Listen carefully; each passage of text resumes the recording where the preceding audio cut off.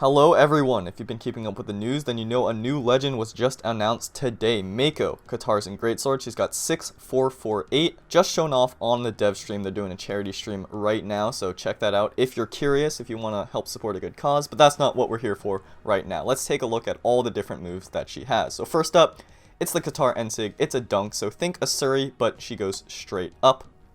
There's that little charge animation you can see, we'll get into that later, and it's also active input, so you can choose which direction you send your opponent. I think that's super useful. If someone dodges into the stage, for example, you can choose, oh, no, I'm going to send them the other way.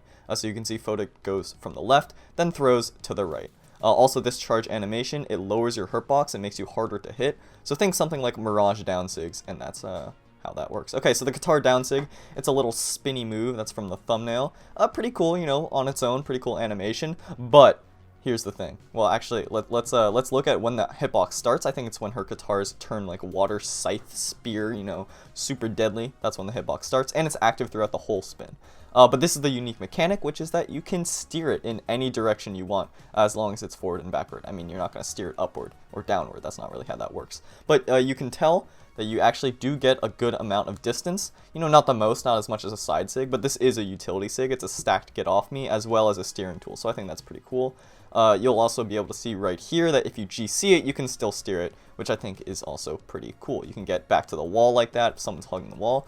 And this is the side sig right here. So it's kind of like a Suri's as well, but a Suri's sword side sig. You go under the stage, underwater, and then you come out with a slash. I think that's pretty cool. The longer you charge it, the further you go. And this is an example of it not being invincible. So people, when they first saw this, they thought, oh, this is OP, but you can be interrupted, and that's an example of being interrupted in the middle of it.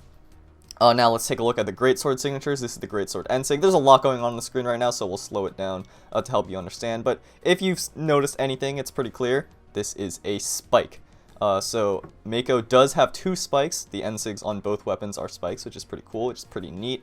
Again, it has that little swirling animation, which makes your hurt box lower and harder to hit. So let's take a look at things. So first look at Suris. That's the charging animation, and then a leap into a spike. You can see the hitbox. Then Mike on the left, that's the no charge animation. Take a look at the right side of your screen. You will see Foda and Duke go for a gravity cancel. So Foda's going to hit it. GCs, chomp, grabs the hitbox. Then Mike does it once again. Foda, I believe, DI's up, so you can see he goes straight rather than getting sent straight down, or getting sent diagonally down. And then take a look at the right side of your screen once again, and you'll just see an uncharged version interrupting a recovery back to stage, which is typically probably how it's been designed to use. Alright, next up is the Down Sig on the Greatsword. You can see it's a little bit of a whirlpool and then a splash down. Huge hitbox, but as we see it slowed down, you can tell the waves actually do fade out, so they're not active the whole time.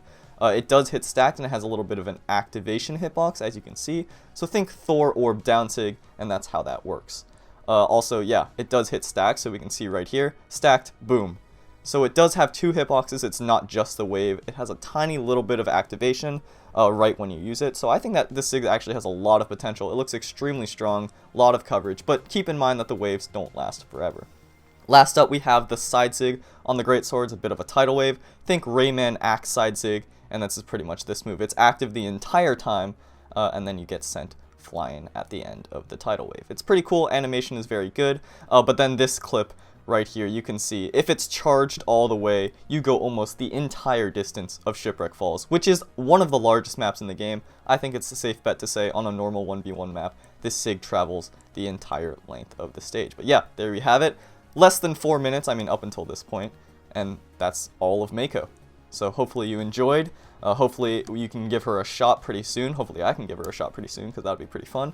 Yeah, that was super quick. So hopefully that was helpful, and I'll see you in the next one.